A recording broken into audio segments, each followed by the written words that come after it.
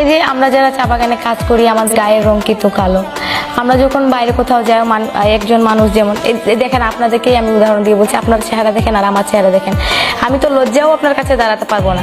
কেননা আমাদের সমাজটা এমন এক জায়গায় এসে দাঁড়িয়েছে, একজন সুন্দর মানুষ একজন কালো মানুষকে দেখলে পরে হাসাহাসি করে, কথাবার্তা বলে।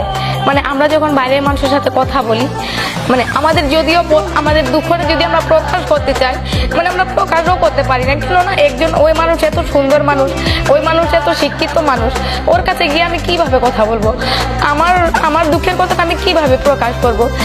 এমন একটা সমাজ এসে দাঁড়িয়েছি যে শিক্ষিত সমাজরা, মানে আমরা যারা চা বাগানের মানুষ আছি, আমাদেরকে নিয়ে হাসাহাসি করে।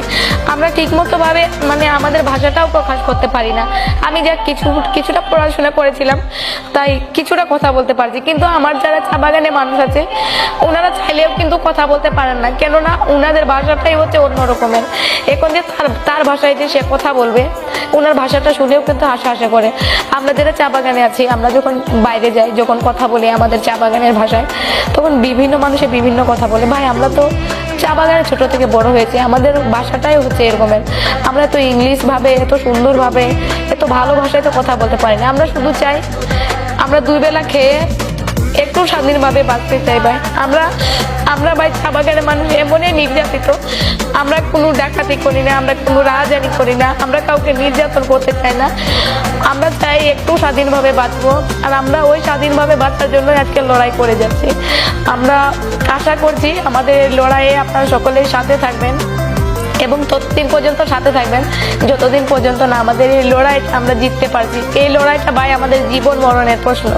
আজকে যদি আমরা লড়াই করে না বাঁচতে শিখি, আমাদের প্রজন্ম যেটা আসছে, মানে উনাদের ভবিষ্যৎ আমাদের চাইতেও আরো খারাপ যাবে। আমরা তো 120 টাকা মজুরিতে খেয়ে না খেয়ে ধৈর্য ধরে বেঁচে থাকতে পারছি, কিন্তু আগামীতে যারা আসবে ওনারা কিভাবে বাঁচবে?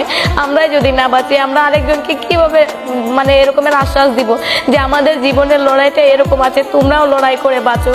আমরা তো লড়াইয়ে সফল হতে হবে। আমরা যদি সফল না হয় তাহলে আমাদের দেখে আরেকজন কিভাবে লড়াই করবে? তিনি তো এমনিতে মানে তাদের ভিতরে তো কোনো বিশ্বাসই থাকবে না যে এই লড়াই সংগ্রামের কোনো মানে নেই। যারা বাঁচার চেষ্টা করবে, বাঁচার জন্য একটু লড়াই করতে চাইবে, তারা আর বাঁচার জন্য লড়াই করতে চাইবে না, বলবে এরকম দুঃখে দুঃখে বাঁচার চেয়ে বা মরে যাওয়া অনেক ভালো। তাই আমরা অনুরোধ জানাবো সবাই যেন আমাদের সাথে থাকে, এই লড়াইয়ের সাথে থাকে, এবং যেন আপনারা সবাই দোয়া করবেন যেন আমাদের মজুরি 300 টাকা হয়। এবং আমি দেশবাসীর কাছে এটুকুই বলতে চাইছি যে আমরা ভাই চা বাগানের মানুষ, আমাদেরকে এতটাও মানুষ ভাববেন না আপনারা। আমরা শুধু জাস্ট একটু বাঁচতে চাইছি। আমাদের কালারটা হচ্ছে কালো, আমরা কিন্তু জন্মগত কালো না। আমরা চা বাগানে কাজ করতে করতে, পরিশ্রম করতে করতে আমরা পুষ্টিকর খাবার খাইতে পারি না, যার জন্য আমাদের চেহারা আজকে এরকম। সবাই আমরা একসাথে হাতে হাত মিলিয়ে, কাঁধে কাঁধ মিলিয়ে আমরা আমাদের অধিকারটুকু আদায় করতে